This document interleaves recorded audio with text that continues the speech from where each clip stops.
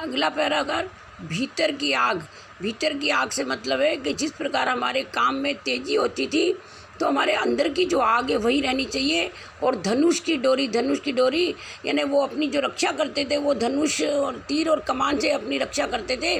तो इसीलिए वो कहते हैं कि हमें धनुष बाण से ही अपने समाज की रक्षा करनी चाहिए। और तीर का नुकीलापन भी कम नहीं होना चाहिए। और कुल्हाड़ी की धार, जो कुल्हाड़ी हमारे हाथ में रहती है अपनी रक्षा के लिए, उस कुल्हाड़ी की धार भी कभी धीमी नहीं होनी चाहिए। जंगल की ताज़ा हवा, हमारी जो जंगल की ताज़ा हवा हमें प्राप्त होती है, और निर्मल नदियों का जो जल हमको मिलता है, और जो पहाड़ों का मौन हमारे पास है, और गीतों की जो धुन है हमारे पास, और मिट्टी का सौंधापन का मतलब होता है मिट्टी की जो खुशबू है, और ये फसलों की जो लहराती आहट हमको सुनाई देती है, ये सारी की सारी ऐसे कैसे ही बरकरार रहनी चाहिए। नाचने के लिए खुला आंगन, संथाली समाज के लोग घुमक्कड़ होते हैं, घूम फिर कर खाना बदोश की तरह अपना जीवन जीते हैं।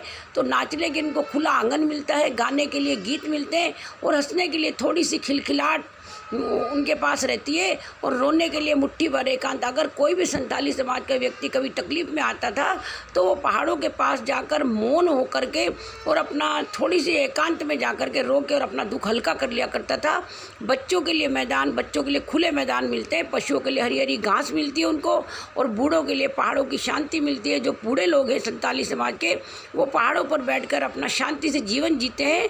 और इस अविश्वास भरे दौर में कवित्री कहती है कि जो ये अविश्वास का दौर अभी चल रहा है, इसमें थोड़ा सा अविश्वास, थोड़ी सी उम्मीद और थोड़े से सपने जो बाकी बचे संथाली समाज के, वो बचे ही रहने चाहिए, और वो हमारे समाप्त नहीं होने चाहिए।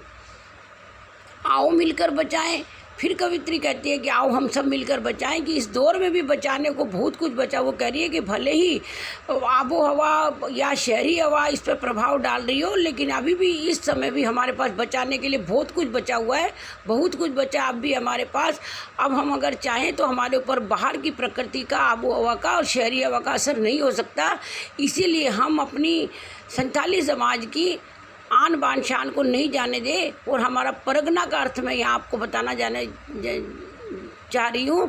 परगना का मतलब अपने ज़िले का, जिसमें रहते हैं, हमारा पूरा का पूरा जो ये संथाली समाज जहाँ रहता है, उसको पूरे को अपनी अपनी सारी आन बान शान को बचाए रखना है। यही इस कविता का सार है।